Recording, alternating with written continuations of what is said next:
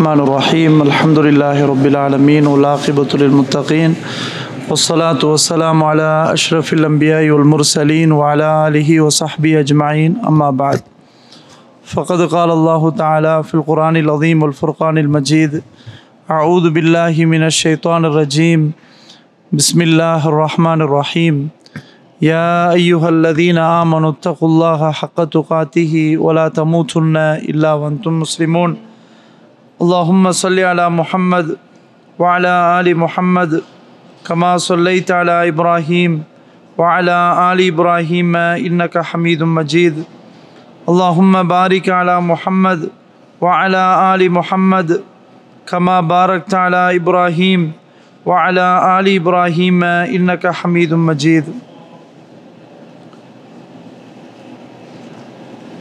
அன்புள்ள சகோதரர்களே, பெரியோர்களே, இறை தூதரின் வழியில் இனிய இல்லம் என்ற தலைப்பின் கீழ் அல்லாஹும் அல்லாஹுடைய திருத்தூதர் ஸல்லல்லாஹு அலைஹி வஸல்லம் அவர்களும் எப்படி வழிகாட்டி இருக்கிறார்களோ அந்த அடிப்படையில் நமக்கு மத்தியில் பகிர்ந்து கொண்டால் நாமும் நம்முடைய இல்லத்தை இனிய இல்லமாக மாற்றிக்கொள்ளலாம். இறை தூதரின் வழியில் இனிய இல்லம் என்றால் என்ன?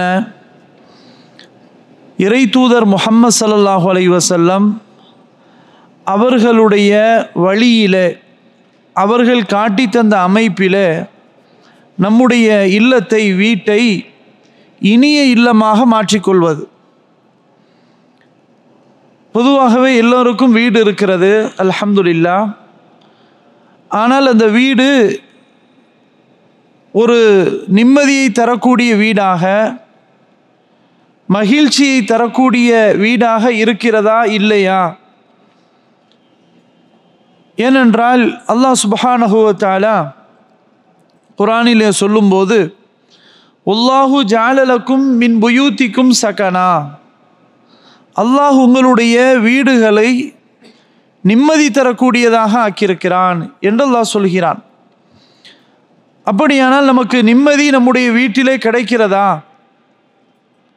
இதை நாம் சிந்திக்க வேண்டும். கிடைக்கவில்லை என்று சொன்னால் ஏன் கிடைக்கவில்லை? என்ன காரணம்? நிறைய மக்கள் சொல்வதை பார்க்கலாம், வீட்டில் தான் நிம்மதியே இல்லை, வெளியில் வந்தால் நிம்மதி என்று சொல்வார்கள். அப்படியானால் அல்லாஹ் சொல்வது பொய்யாகாது. வல்லாஹு ஜஅல லக்கும் மின் புயூத்திக்கும் சகனா, அல்லாஹ் உங்களுடைய வீடுகளை நிம்மதி தரக்கூடிய அமைப்பிலே ஏற்படுத்தியிருக்கிறான் என்று அல்லாஹ் சொல்லும்போது அல்லாஹ்வுடைய வாக்குறுதி பொய்யாகுமா? பொய்யாகாது. அப்போ நம்முடைய வீடு, நம்முடைய இல்லம் அது இனிய இல்லமாக இல்லை. எனவே இறை தூதர் முஹம்மது ஸல்லல்லாஹு அலைஹி வஸல்லம் அவர்களுடைய வழிகாட்டுதலில் அவர்கள் எப்படி தங்களுடைய இல்லத்தை இனிய இல்லமாக அவர்கள் வைத்து கொண்டார்களோ அதுபோன்று நம்முடைய இல்லத்தை நாம் வைத்து கொள்ள வேண்டும். இதுதான் பிரதானமான ஒரு தலைப்பு. ஸல்லல்லாஹு அலைஹி வஸல்லம் அவர்களுடைய வீடு ஒரு நாள் போதும். அவர்கள் ஒரு நாள் அவர்களுடைய வீட்டிலே எப்படி இருந்தார்கள், அவர்களுடைய வழிகாட்டுதல் என்ன என்பதை நாம் தெரிந்து கொண்டாலே நம்முடைய வாழ்நாள் முழுக்க அது போன்ற நடைமுறைகளை, வழிகாட்டுதல்களை நாமும் அமைத்து கொள்ளலாம். அதனால தான் அரபுகள் அதிகமாக பேசுவார்கள், யௌமுன் ஃபீ பைத்திர் ரசூலி ஸல்லல்லாஹு அலைஹி வஸல்லம். ஸல்லல்லாஹு அலைஹி வஸல்லம் அவர்களுடைய இல்லத்தில் ஒரு நாள் அவர்களுடைய வீட்டிற்கு சென்று வருவோம். அவர்கள் எப்படி வீட்டில் இருந்தார்கள், வீட்டில் எப்படி ஓய்வெடுத்தார்கள், வீட்டில் எப்படி மனைவியோடு நடந்தார்கள், வீட்டில் அவர்கள் என்னென்ன வேலைகளை செய்வார்கள் என்பன போன்ற பல தலைப்புகளில் அடிக்கடி இது போன்ற தலைப்பில் உபதேசம் செய்வதை பார்க்கிறோம். காரணம், ஸல்லல்லாஹு அலைஹி வஸல்லம் அவர்களும் நம்மை போன்ற மனிதர்தான். அல்லாஹ்வே சொல்கிறான், குல் இன்னமா அன பஷரும் மிஸ்லுக்கும், நபியே நீங்கள் சொல்லுங்கள், நானும் உங்களை போன்ற மனிதர் தான். ஸல்லல்லாஹு அலைஹி வஸல்லம் அவர்களும் மனிதர் தான். நமக்கு எப்படி தேவைகள் இருக்குமோ அதே தேவைகள் ஸல்லல்லாஹு அலைஹி வஸல்லம் அவர்களுக்கும் இருந்தன. அவர்களுக்கும் பசி, தாகம், மனைவியினுடைய தேவை, உதவி, வீட்டினுடைய அமைப்பு எல்லாமே அவர்களுக்கும் தேவையாகத்தான் இருந்தது. அதனால தான் அல்லாஹ் சொல்கிறான், இன்னமா அன பஷரும் மிஸ்லுக்கும், நபியே நீங்கள் சொல்லுங்கள், நான் உங்களை போன்ற மனிதர் தான்.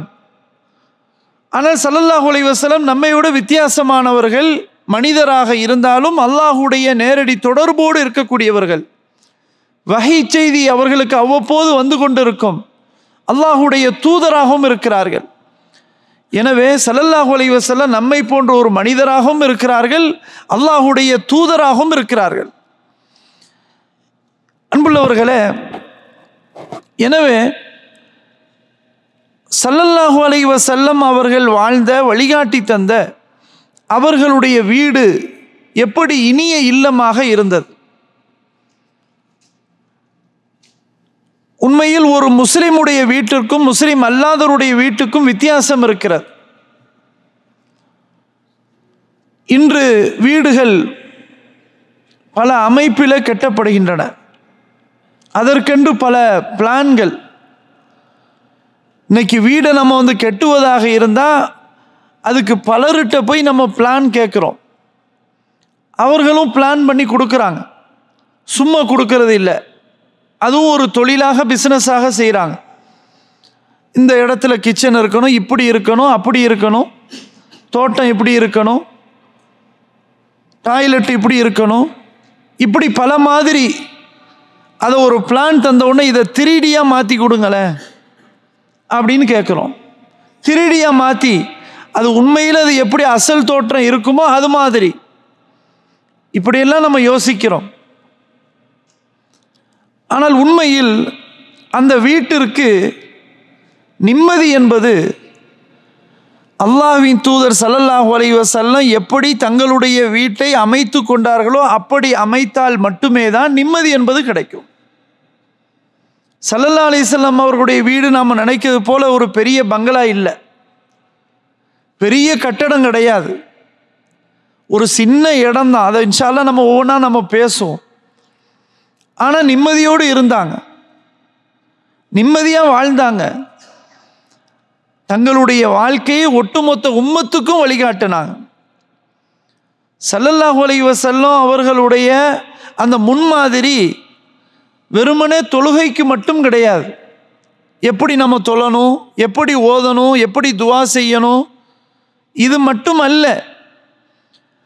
அவர்களுடைய வீட்டிலே எப்படி வாழ்ந்தார்கள், வீட்டை எப்படி அமைத்து கொண்டார்கள், இதுக்கும் முன்மாதிரி இருக்கிறது. முன்மாதிரி இல்லாமல் எதுவுமே கிடையாது. ஸல்லல்லாஹு அலைஹி வஸல்லம் எல்லாவற்றிற்கும் முன்மாதிரியாக இருந்தாங்க. லக்கது கானலக்கும் ஃபீ ரசூலில்லாஹி உஸ்வத்துன் ஹசனா, நிச்சயமாக அல்லாஹ்வின் திருத்தூதர், இறை தூதர் முஹம்மது ஸல்லல்லாஹு அலைஹி வஸல்லம் அவர்களிடத்தில் உங்களுக்கு அழகான முன்மாதிரி இருக்கிறது என்று அல்லாஹ் சொல்கிறான். பள்ளிவாசலுக்கு மட்டுமா, தொழுகைக்கு மட்டும்தான் முன்மாதிரியா, இபாதத் செய்வதற்கு மட்டும்தான் முன்மாதிரியா? இல்லை, வாழ்க்கையின் அத்தனை துறைகளிலும் ஸல்லல்லாஹு அலைஹி வஸல்லம் அவருடைய முன்மாதிரி இருக்கிறது. எனவே நம்முடைய வீடு, ஒரு முஸ்லிமுடைய வீடு எப்படி இருக்கணும்? ஆனால் இன்னைக்கு முஸ்லிமுடைய வீடும் முஸ்லீம் அல்லாதவருடைய வீடும் வித்தியாசம் இல்லாத அளவுக்கு இருக்குது. அவருக்கு நிம்மதி இல்லை, இவருக்கு நிம்மதி இல்லை. வீடு மாஷா அல்லாஹ் பல கோடிகள் அளவில் கெட்டப்பட்டு என்ன வேண்டும் அதுவே சொர்க்க பூங்காவாக இருக்கிற அளவுக்கு இன்றைக்கு பங்களாக்கள் இருக்கின்றன. ஆனால் என்னது இல்லை? நிம்மதி இல்லை. எது வீட்டில் இருக்கணுமோ அது இல்லை. அன்புள்ள சகோதரர்களே, பெரியோர்களே, எவ்வளோ பெரிய கட்டடமாக இருந்தாலும் சரி, அந்த வீடு இல்லம் இனிய இல்லமாக இல்லை என்றால் அது நரகம்தான். அது அல்லாஹ் பாதுகாக்கணும். அப்போ வீட்டை எப்படி அமைக்கணும்ன்றது ஒரு வழிகாட்டுதல் இருக்குது. அதுக்கு நம்ம எந்த முயற்சியும் செய்கிறது இல்லை. நம்ம வீட்டினுடைய அழகு கட்ட அமைப்பு பிளான் பண்ணி கேட்கறது, இது நம்ம உலக அமைப்பை நம்ம பார்க்குறோமே தவிர மார்க்கம் நமக்கு என்ன சொல்லி தருகிறது, இல்லத்தை எப்படி இனிய இல்லமாக ஆக்கணும்னு இஸ்லாம் சொல்லுது அப்படின்றத நம்ம சிந்தித்தால் நமக்கு வீட்டினுடைய அளவு சைஸ் அது பெருசாக தெரியாது. பொருளாதாரத்தை கொடுத்து பெரிய அளவில் நம்ம செய்யணுன்றது பெருசாக தெரியாது. நிம்மதியாக இருக்கணும், மன அமைதியாக இருக்கணும். நிம்மதி தானங்க ஒரு மனுஷனுக்கு அடிப்படை. ஆனால் நிம்மதி என்பது வீட்டில் தான் இருக்குதுன்னு அல்லாஹ் சொல்கிறானே. நிம்மதி வீட்டில் இருக்கிறது என்று அல்லாஹ் சொல்கிறான். வல்லாஹு ஜஅலலக்கும் மின் புயூத்திக்கும் சகனா. அல்லாஹ் தான் உங்களுடைய வீடுகளில் நிம்மதி ஏற்படுத்தி இருக்கிறான் என்று அல்லாஹ் சொல்கிறான். அல்லாஹ் சொல்வது உண்மைக்கு மாற்றமாக இருக்கவே செய்யாது. அப்போ நம்முடைய வீடு எப்படி இருக்குது, இனிய இல்லமாக இருக்குதா இல்லையா? ஸல்லல்லாஹு அலைஹி வஸல்லம் வீட்டில் எப்படி நிர்வாகம் செய்யணும் அதை நமக்கு படித்து தர்றாங்க. இன்னைக்கு நம்ம ஒரு கம்பெனி நிர்வாகம் பண்ணிடலாம், ஒரு 100 பேரை நம்ம நிர்வாகம் பண்ணலாம். ஏன் அதையும் தாண்டி நம்ம ஊர், நம்ம நகரம், நம்முடைய மாவட்டம் இப்படி பொறுப்பை கொடுத்தாலும் கூட நிர்வாகம் செஞ்சிடலாம். இன்னைக்கு ஆட்சியாளர்கள் நிர்வாகம் செய்யலையா? செய்ய தான் செய்கிறாங்க, நிர்வாகம் செய்ய தான் செய்கிறாங்க. ஆனால் வீட்டை நிர்வாகம் செய்கிறது இருக்குதே, அது மிகப்பெரிய ஒன்று. பெரிய ஆட்சியாளர், பெரிய ஆள், பெரிய கம்பெனி நடத்தக்கூடிய கூட வீட்டில் தோத்துடுறாங்க. நிர்வாகம் சரியாக செய்கிறது இல்லை. ஆனால் நிர்வாகம் செய்யணும்னு இஸ்லாம் சொல்லுது. ஒரு வீட்டினுடைய தலைவர் தான், அவர் தான் நிர்வாகம் செய்யணும். அவருடைய கண்ட்ரோலில் மனைவி இருக்கணும், அவருடைய கண்ட்ரோலில் பிள்ளைகள் இருக்கணும், அவருடைய கண்ட்ரோலில் வீட்டினுடைய அத்தனை பொறுப்புகளும் இருக்கணும். ஆனால் அப்படி இருக்குதா? இல்லை அப்படின்னு சொன்னால் இனி இல்லமாக இருக்காது, அது வெறும் இல்லமாக இருக்கும். அது ஒரு முஸ்லிமுடைய இல்லமாக இருக்காது.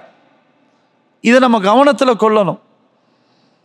அன்புள்ளவர்களே, நம்ம எங்கே போனாலும் சரி, என்ன சம்பாதித்தாலும் சரி, திரும்ப நம்ம வீட்டுக்கு தான் நம்ம போய் ஆகணும். அங்கே தான் நமக்கு முடிவு இருக்குது. ஆனால் அந்த இடத்துல நமக்கு நிம்மதி இல்லை என்றால் அது ஒரு நரக வேதனை. எனவே தான் இறை தூதருடைய வழியில இனிய இல்லமாக நம்முடைய வீடு எப்படி இருக்கணும், அவங்க எப்படி இருந்தாங்க அப்படின்றது தான் நம்ம மிக முக்கியமாக நம்ம தெரியணும். அன்புள்ளவர்களே, இந்த அடிப்படையில் நம்ம ஸல்லல்லாஹு அலைஹி வஸல்லம் அவர்களுடைய வீட்டுக்கு விசிட் பண்ணுறதுக்கு முன்னாடி, அவர்களுடைய வீட்டுக்கு நம்ம போகிறதுக்கு முன்னாடி சில விஷயங்களை நம்ம புரிந்து கொள்ளணும். இந்த தலைப்பில் பல குறிப்புகள் இருக்கின்றன, உட்பிரிவுகள் நிறைய இருக்கின்றன. அதை நம்ம ஒவ்வொன்றா நம்ம பார்த்துட்டா இன்ஷா அல்லாஹ் நம்முடைய வீட்டை இனிய இல்லமாக நம்ம மாற்றிக்கொள்ளலாம். முதல்ல நம்ம விசிட், ஜியாராவை பொறுத்த வரையில் நாம் ஸல்லல்லாஹு அலைஹி வஸல்லம் அவர்களுடைய வீட்டை நம்ம பார்க்குறதுக்காக நம்ம பயணிக்கிறோம். அவர்களுடைய வீட்டை நம்ம சந்திக்கிறதுக்காக ஒரு ஜியாரா, ஒரு விசிட் பண்ண போகிறோம். இந்த விசிட் எப்படி இருக்கணும் அப்படின்றத நம்ம சிந்திக்கணும். அன்புள்ளவர்களே, நம்ம ஒருவருடைய இடத்தை அல்லது நாட்டை நம்ம பார்க்குறதாக இருந்தால் புத்தகங்களில் படிப்போம். அவங்க எப்படி வாழ்ந்தாங்க, அவங்களுடைய வீடுகள் எப்படி இருந்தன அப்படின்றத நம்ம புத்தகங்களில் படிப்போம். ஆனால் ஸல்லல்லாஹு அலைஹி வஸல்லம் அவர்களுடைய வீட்டுக்குள்ளே நம்ம நுழைவதாக இருந்தால் நுழையலாம். அப்படி நுழைவதாக இருந்தால் எப்படி நுழைய முடியும்? ஸல்லல்லாஹு அலைஹி வஸல்லம் வீட்டுக்குள்ளே எப்படி இருந்தாங்க, அவங்க எப்படிப்பட்ட நிலையில் இருப்பாங்க, அவங்களுடைய பேச்சுகள் எப்படி இருந்தன, இதெல்லாம் நம்ம காதால் கேட்கணும். கேட்கலாம். ஆனால் எப்படி கேட்க முடியும் அப்படின்னு கேட்டால், அவர்களுடைய சஹாபாக்கள் நபித்தோழர்கள் எப்படி அறிவித்தார்களோ, அவர்களுடைய வீடை பற்றி எப்படி அவர்களுடைய மனைவிமார்கள், நம்முடைய தாய்மார்கள் எப்படி வர்ணித்து சொன்னார்களோ, அதை நாம் கேட்பதுதான் பயணிக்கிறது. அந்த ஜியாராவை நம்ம தெளிவாக புரிந்து கொள்ளணும். அன்புள்ளவர்களே, இந்த இடத்துல நாம் படிக்கும்போது ஸல்லல்லாஹு அலைஹி வஸல்லம் அவர்கள் தங்களுடைய இனிய இல்லத்திலே எப்படி இருந்தார்கள் என்ற அந்த செய்திகளை நம்ம செவியுறும்போது, நாம் நம்முடைய வீட்டை நம்ம சரி செய்ய வேண்டிய ஒரு நிலையில் இருப்போம். அதை நாம் கட்டாயம் அதை நாம் சரி செய்ய ஆக வேண்டும். இதுக்கு முன்னாடி நம்ம ஸல்லல்லாஹு அலைஹி வஸல்லம் அவருடைய வீட்டை நம்ம ஜியாரத் செய்கிறதுக்கு முன்னாடி ஸல்லல்லாஹு அலைஹி வஸல்லம் அவர்களை நம்ம எப்படி வைக்கணும், முதல்ல அதை நம்ம புரியணும். ஸல்லல்லாஹு அலைஹி வஸல்லம் அவர்களுடைய வரலாற்றை நாம் படிப்பது மூலமாக என்ன நாடுகிறோம்? அவர்களுடைய வரலாற்றை நாம் படிப்பதின் மூலமாக அல்லாஹுவை எப்படி வணங்குவது, ஸல்லல்லாஹு அலைஹி வஸல்லம் அவர்கள் வீட்டில் எப்படி இருந்தார்கள் என்ற செய்திகளை அறிந்து கொள்வதனுடைய நோக்கம், அல்லாஹ்வுக்கு கட்டுப்பட்டு நாம் எப்படி இருப்பது, நம்முடைய வீட்டை எப்படி அவர்களுடைய வீடை போன்று நாம் ஆக்கிக்கொள்வது, இதுதான் மிக பிரதானமானது. அவர்களுடைய சுன்னாவை அப்படியே பின்பற்றுவது, அவர்களுடைய வழிமுறையை அப்படியே கடைபிடிப்பது, இதுதான் நமக்கு மிக முக்கியமான ஒன்று. எனவே ஸல்லல்லாஹு அலைஹி வஸல்லம் அவர்களுடைய வீட்டுக்குள் நாம் நுழைவதாக இருந்தால் முதல்ல அவர்களை நம்ம நேசிக்கணும். அவர்களை நேசிக்கணும். நேசிப்பது என்றால் என்ன அர்த்தம்? அவர்களை அப்படியே நம்ம பின்பற்றுவது. ஸல்லல்லாஹு அலைஹி வஸல்லம் வீட்டில் எப்படி இருந்துட்டு போகிறாங்க, நான் அப்படி இருக்கிறேன் அப்படின்றது அல்ல. அவங்க எப்படி வீட்டில் இருந்தாங்க அப்படின்னு சொன்னால் முதல்ல நம்ம நேசிச்சாதான் அவங்கள பின்பற்ற முடியும். அவர்களை நேசிக்கலைன்னா நம்ம பின்பற்ற முடியாது. அல்லாஹ் குர்ஆனில் என்ன சொல்கிறான்? குல் இன் குன்தும் துஹிப்பூனல்லாஹ ஃபத்தபிஊனி யுஹ்பிபுக்குமுல்லாஹ் வ யக்ஃபிர் லக்கும் ذுனூபக்கும் வல்லாஹு கஃபூருர் ரஹீம். நபியே, நீங்கள் சொல்லுங்கள், நீங்கள் அல்லாஹுவை நேசிப்பவர்களாக இருந்தால் என்னை நீங்கள் பின்பற்றுங்கள். எப்படி? அல்லாஹுவை நீங்கள் நேசிப்பவர்களாக இருந்தால் நீங்கள் என்னை பின்பற்றுங்கள். அல்லாஹ் ஸல்லல்லாஹு அலைஹி வஸல்லம் அவர்களை சொல்ல வைக்கிறான். உண்மையில் நீங்கள் அல்லாஹுவை நேசிப்பவர்களாக இருந்தால் ஸல்லல்லாஹு அலைஹி வஸல்லம் அவர்களை பின்பற்ற வேண்டும். அப்படி பின்பற்றினால் என்ன நடக்கும்? யுஹ்பிபுக்குமுல்லாஹ், அல்லாஹ் உங்களை நேசிப்பான். வ யக்ஃபிர் லக்கும் ذுனூபக்கும், அல்லாஹ் உங்களுடைய பாவங்களை மன்னிப்பான். அல்லாஹு அக்பர். அல்லாஹுவை நேசித்தா அதுக்குரிய அடையாளம் என்ன? அல்லாஹ்வின் தூதர் ஸல்லல்லாஹு அலைஹி வஸல்லம் அவர்களை அப்படியே பின்பற்றுவது. சரி, அப்படியே அவர்களை பின்பற்றினா என்ன நடக்கும்? அல்லாஹ்வுடைய நேசம் நமக்கு கிடைக்கும். சரி, நேசத்தோடு மட்டும் இல்லை, நம்முடைய பாவங்களுக்கு மன்னிப்பும் கிடைக்கும். எவ்வளோ பெரிய பாக்கியம்! அப்ப அன்புள்ளவர்களை, முதல்ல நம்ம ஸல்லல்லாஹு அலைஹி வஸல்லம் அவர்களை நம்ம பின்பற்றணும். அதனால தான் அல்லாஹ் குர்ஆன்ல சொல்கிறான், லக்கது கான லக்கும் ஃபீ ரசூலில்லாஹி உஸ்வத்துன் ஹஸனா லிமன் கான யர்ஜுல்லாஹ வல் யௌமல் ஆஹிர் வ ذكرல்லாஹ கஸீரா. நிச்சயமாக அல்லாஹ்வின் திருத்தூதர் ஸல்லல்லாஹு அலைஹி வஸல்லம் அவரிடத்தில் உங்களுக்கு அழகான முன்மாதிரி இருக்கிறது. யாருக்கு அழகான முன்மாதிரி? உங்களுக்கு என்று சொல்கிறான். உங்களுக்கு என்றால் யாருக்கு? அதையும் அல்லாஹ் தெளிவுபடுத்துகிறான். யார் அல்லாஹுவை ஆதரவு வைக்கிறாரோ, அல்லாஹுவை சந்திப்பேன், அல்லாஹ் எனக்கு சொர்க்கத்தை கொடுப்பான் என்று எவர்கள் ஆதரவு வைக்கிறார்களோ, மட்டுமல்ல மறுமை நாளை யார் ஆதரவு வைக்கிறார்களோ, மட்டுமல்ல அல்லாஹுவை யார் அதிகம் அதிகம் நினைத்து பார்க்கிறார்களோ, திக்ர் செய்கிறார்களோ, இவர்களுக்கு தான் அழகான முன்மாதிரி அல்லாஹ்வின் தூதர் ஸல்லல்லாஹு அலைஹி வஸல்லம் இடத்துல இருக்கிறது என்று அல்லாஹ் சொல்கிறான். எல்லாத்துக்கும் முன்மாதிரி இல்லை, எல்லாரும் முன்மாதிரி எடுத்துக்கொள்ள மாட்டாங்க. யார் எடுப்பா? இந்த இது இருக்கணும், அல்லாஹ்வை திக்ரு செய்யணும், மறுமை நாளை அதை நம்பணும், அல்லாஹ்வை அதிகமாக ஆதரவு வைக்கணும். இப்படி இருந்தால் உங்களுக்கு அழகான முன்மாதிரி ஸல்லல்லாஹு அலைஹி வஸல்லம் இடத்துல இருக்குது. உண்மையில் அன்புள்ளவர்களே, நானும் நீங்களும் ஸல்லல்லாஹு அலைஹி வஸல்லம் அவர்களை ரோல் மாடலாக, ஸல்லல்லாஹு அலைஹி வஸல்லம் எப்படி இருந்தாங்க, எப்படி பேசினாங்க, எப்படி நடந்தாங்க, எப்படி வீட்டுக்குள்ளே இருந்தாங்க, மனைவியோடு எப்படி நடந்தாங்க, எப்படி வீட்டுக்குள்ளே தன்னுடைய சுய தேவைகள் வேலைகளை எப்படி செய்வாங்க, எப்படி நிர்வாகம் செய்வாங்க, அதுவும் ஒன்றுக்கும் மேற்பட்ட பல மனைவிமார்களை ஸல்லல்லாஹு அலைஹி வஸல்லம் அவர்கள் மனம் முடித்தார்களே, எப்படி நிர்வாகம் செய்தார்கள், இதெல்லாம் ஒரு முஸ்லிம் கட்டாயம் அதை அறிந்தே இருக்க வேண்டும். அப்படி அறிந்தால்தான் நாம நம்முடைய இல்லத்தை இனிய இல்லமாக மாற்ற முடியும். அப்ப அடிப்படையான விஷயம், அல்லாஹ்வின் தூதர் ஸல்லல்லாஹு அலைஹி வஸல்லம் அவர்களை நேசிக்கணும். அவர்களை நேசிப்பது என்ற அர்த்தம் என்ன அர்த்தம்? அவர்களை பின்பற்றணும். இதான் மிக பிரதானமானது. அடுத்தது அல்லாஹ் சுப்ஹானஹு வ தஆலா அல்லாஹ்வின் தூதர் ஸல்லல்லாஹு அலைஹி வஸல்லம் அவர்களை அப்படியே பின்பற்றுவது அதுக்கு என்ன கூலி அப்படின்றதையும் சொல்றான். وَمَن يُطِعِ اللَّهَ وَرَسُولَهُ يُدْخِلْهُ جَنَّاتٍ تَجْرِي مِن تَحْتِهَا الْأَنْهَارُ خَالِدِينَ فِيهَا وَذَلِكَ الْفَوْزُ الْعَظِيمُ. எவர் ஒருவர் அல்லாஹுக்கு கட்டுப்பட்டு அல்லாஹ்வுடைய தூதர் ஸல்லல்லாஹு அலைஹி வஸல்லம் அவர்களையும் யார் பின்பற்றி நடக்கிறாரோ, அல்லாஹ் சுப்ஹானஹு வ தஆலா ஆறுகள் ஓடுகின்ற சுவர்க்க சோலைகளில் அவர்களை நுழைவிக்க செய்வான். அதில் அவர்கள் நிரந்தரமாக இருப்பார்கள். இது மகத்தான வெற்றி என்று அல்லாஹ் சுப்ஹானஹு வ தஆலா சொல்கிறான். அதே போல وَمَن يَعْصِ اللَّهَ وَرَسُولَهُ وَيَتَعَدَّ حُدُودَهُ يُدْخِلْهُ نَارًا خَالِدًا فِيهَا وَلَهُ عَذَابٌ مُهِينٌ. எவர் ஒருவர் அல்லாஹுக்கும் அல்லாஹுடைய தூதருக்கும் மாறு செய்கிறார்களோ, அல்லாஹ் கொடுத்த வரம்புகளை யார் மீறி நடக்கிறார்களோ, அல்லாஹ் அவர்களை நரகத்திலே நுழைவிக்க செய்வான். அவருக்கு இழிவு தரக்கூடிய அதாபு வேதனை உண்டு என்று அல்லாஹ் குர்ஆனிலே சொல்கிறான். அப்ப அன்புள்ளவர்களே, அல்லாஹ்வின் தூதர் ஸல்லல்லாஹு அலைஹி வஸல்லம் அவர்களை ரோல் மாடலாக நாம் எடுக்கவில்லை என்றால், அவர்களை நாம் பின்பற்றவில்லை என்றால், எல்லாவற்றிலும் வீட்டிலையும் தான்,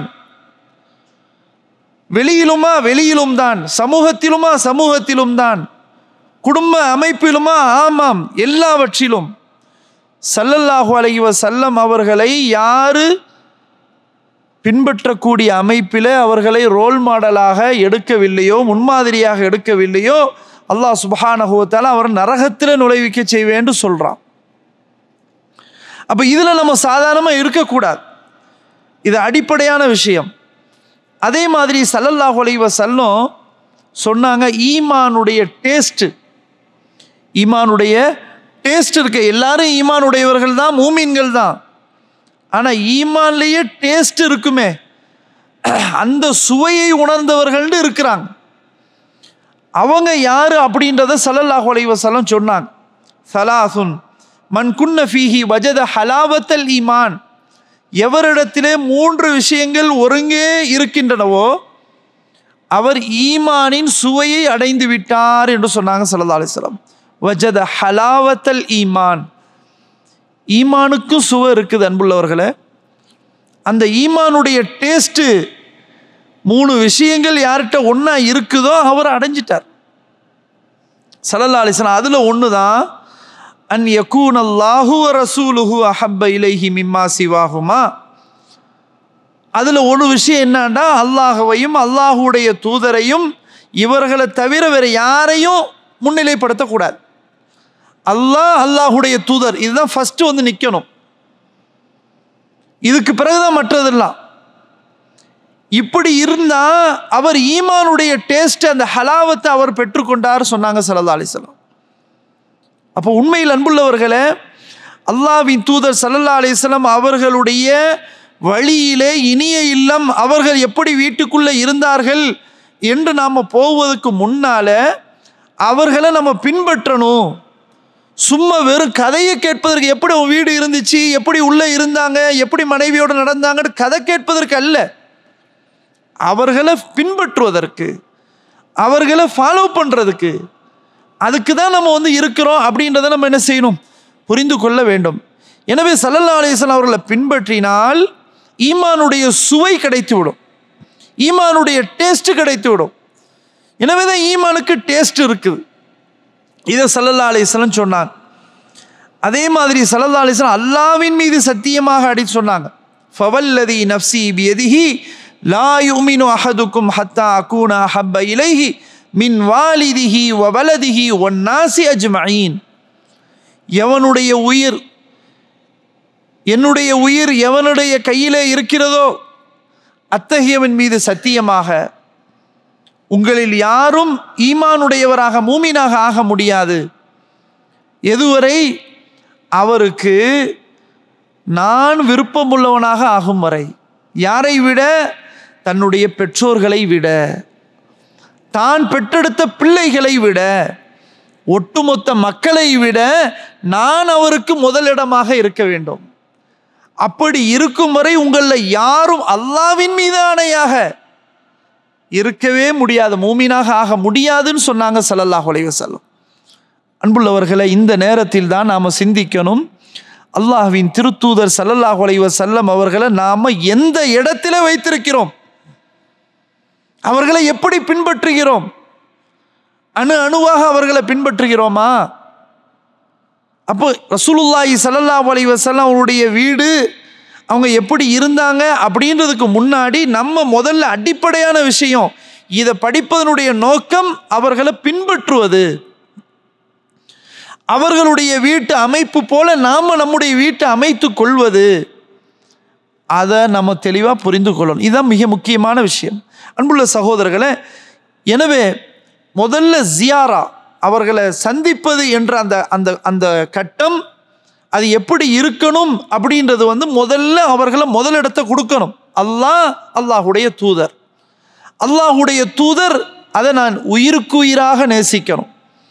எப்படி நம்ம பெற்றோர்களை நேசிப்போமோ அதை விட பன்மடங்கு ஸல்லல்லாஹு அலைஹி வஸல்லம் அவர்களை நேசிக்கணும். தாயா தந்தையா அல்லாஹ்வின் தூதரா என்று வந்தால் அல்லாஹ்வின் தூதர் தான் முதலிடம். இப்படிதான் சஹாபாக்கள் கொடுத்தாங்க. சஹாபாக்கள் இப்படித்தான் யதார்த்தமாக அவர்கள் நடந்தார்கள். சில நேரங்களில் நம்ம சொல்லலாம், நடைமுறையில் வித்தியாசப்படுத்தலாம், ஆனால் சஹாபாக்கள் பிராக்டிக்கலாக அவர்களுடைய யதார்த்த லைஃப்ல அது இருந்துச்சு. தாய் தந்தை இஸ்லாத்திற்கு எதிராக நின்றாங்க, மூமினா ஆகக்கூடாது, முஸ்லிமா மாறிவிடக்கூடாது என்பதற்கு போரிட்டாங்க.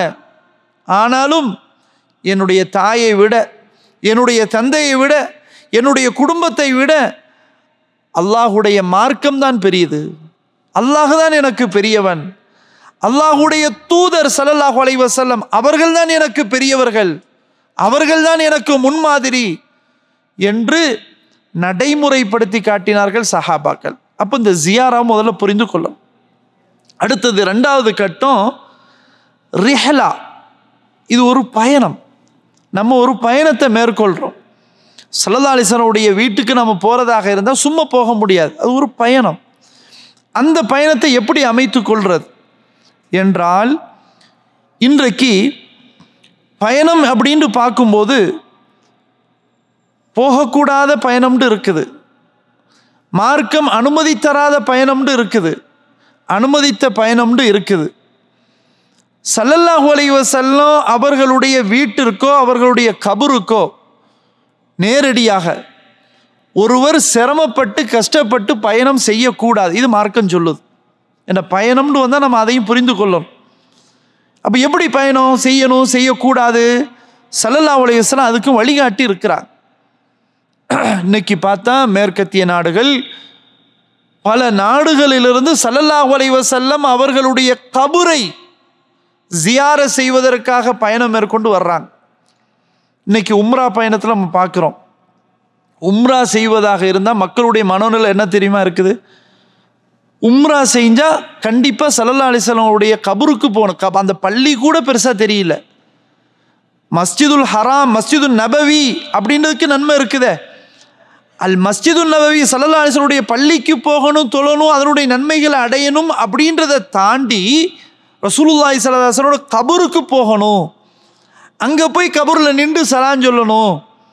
ஸல்லல்லாஹு அலைஹி வஸல்லம் நின்று அங்கே அந்த இடத்துல நின்று கபூரில் போய் நின்று சலாம் சொன்னாதான், சலவாத்து சொன்னாதான் உங்களுக்கு விளங்குமா? இல்லை. உலகத்தில் எங்கேருந்து வேணாலும் ஸல்லல்லாஹு அலைஹி வஸல்லம் அவங்களுக்கு சலாம் சொல்லலாம், அவங்களுக்கு சலவாத்து துவா கேட்கலாம். ஸல்லல்லாஹு அலைஹி வஸல்லம் தெளிவாக சொல்லிட்டு போயிட்டாங்க, நீங்கள் எங்கேருந்து எனக்கு சலவாத்து சொன்னாலும் அது எனக்கு வந்து சேர்ந்துரும்னு சொன்னாங்க. உலகத்தில் நீ எங்கே வேணாலும் இருங்க. இப்போ நம்ம சொல்கிறோமா அல்லாஹும்ம ஸல்லி அலா முஹம்மத் அப்படின்னு இங்கே இருந்துக்கிட்டு சொல்கிறோமா? இப்போ மதீனாவுக்கு ஸல்லல்லாஹு அலைஹி வஸல்லம் அவங்களுக்கு போய் அந்த செய்தி ரீச் ஆகிருக்கும். எப்படி ரீச் ஆகும்? ஸல்லல்லாஹு அலைஹி வஸல்லம் சொன்னாங்க, இன்ன லில்லாஹி மலாயிகத்தன் ஸய்யாஹீன ஃபில் அர்த், நிச்சயமாக அல்லாஹ்வுக்கென்று பூமியில சுற்றி திரியக்கூடிய வானவர்கள் இருக்கிறார்கள், அந்த வானவர்கள் என்னிடத்தில் கொண்டு வந்து சேர்ப்பார்கள். அப்போ மக்களுடைய மனோநிலை என்ன?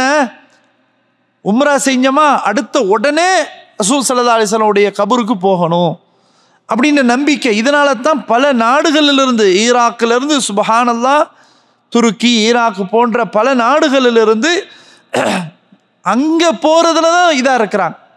ஆனால் ஸல்லல்லாஹு அலைஹி வஸல்லம் என்ன சொன்னாங்க என்றால், சஹீஹுல் புகாரியில் வருகிறது ஹதீஸ், 1189வது ஹதீஸ். அபூ ஹுரைரா ரலியல்லாஹு அன்ஹு அவர்கள் அறிவிக்கிறார்கள், லா துஷத்துர் ரிஹாலு இலா ஸலாஸதி மசாஜித், 3 பள்ளிவாசலுக்கு தவிர கஷ்டப்பட்டு சிரமப்பட்டு பயணம் செய்யக்கூடாதுன்னு சொன்னாங்க ஸல்லல்லாஹு அலைஹி வஸல்லம். நீங்கள் சிரமப்பட்டு பயணிப்பதாக இருந்தால், நன்மை நாடி பயணிப்பதாக இருந்தால் இந்த 3 இடங்களுக்கு மட்டும்தான் போகணும். அது அல்லாமல் நீங்கள் சிரமப்பட்டு பயணிக்கவே கூடாதுன்னு சொன்னாங்க ஸல்லல்லாஹு அலைஹி வஸல்லம். என்ன இடம்? அல் மஸ்ஜிதுல் ஹராம்.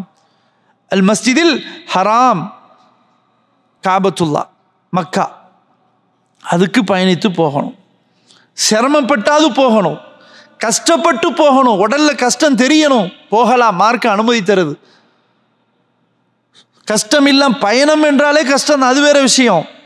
ஆனால் கூடுதல் சிரமமாக இருந்தாலும் போகணும். இது ஒன்று. அடுத்தது என்ன? ஓ மஸ்ஜிதி ஹாதா, ஸல்லல்லாஹு அலைஹி வஸல்லம், இதோ என்னுடைய பள்ளிவாசல், அல் மஸ்ஜிது நபவி, மஸ்ஜிது நபவிக்காக நீங்கள் பயணித்து வரலாம். அடுத்தது ஒல் மஸ்ஜிதில் அக்ஸா, அல் மஸ்ஜிதுல் அக்ஸா, அதை நீங்கள் வந்து விசிட் பண்ண போகலாம், சிரமப்பட்டு கஷ்டப்பட்டு போகலாம்.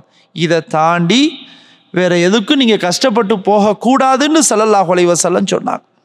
அப்போ அன்புள்ள சகோதரர்களே, பெரியோர்களே, அப்போ பயணம் என்றது எப்படி, எதற்கு? ரசூல் ஸல்லல்லாஹு அலைஹி வஸல்லம் வீடு அங்கே தான் இருந்தது சொன்னாங்களே, என்னுடைய வீட்டுக்கும் என்னுடைய மிம்பருக்கும் மத்தியிலே சொர்க்க பூங்கா இருக்குது என்று சொன்னார்களே. எனவே ஸல்லல்லாஹு அலைஹி வஸல்லம் வீட்டுக்கு போகணும் அப்படின்றதுக்காண்டி பயணித்து வர முடியாது. ஆனால் அந்த இடத்துல நின்று தொழுகிறதுல சிறப்பு நன்மை இருக்குது, அது வேற விஷயம். ஆனால் ஒட்டுமொத்தமாக ஸல்லல்லாஹு அலைஹி வஸல்லம் பள்ளிக்கு போவது அப்படின்றது வேற, ஸல்லல்லாஹு அலைஹி வஸல்லம் கபருக்கு போவது அல்லது அவருடைய வீட்டுக்கு போய் பார்வையிடுவது என்பது வேறு. எங்கேயுமே ஸல்லல்லாஹு அலைஹி வஸல்லம் தன்னுடைய கபரை வந்து பார்க்க வாங்க, சிரமப்பட்டு வாங்கன்னு சொல்லவே இல்லை. இந்த 3 இடங்களுக்கு போகலாம், பயணிக்கலாம், சிரமப்பட்டு பயணிக்கலாம்.